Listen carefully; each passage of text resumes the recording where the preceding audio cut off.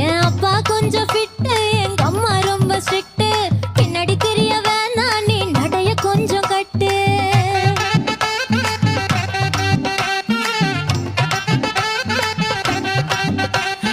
வண்டி மாட பூட்டி அந்த வாய்க்கா ஓர ஓட்டி ஊரை சுத்தி காட்டி உன்னை கூட்டின்னு போறேன் ஸ்வீட்டி. நான்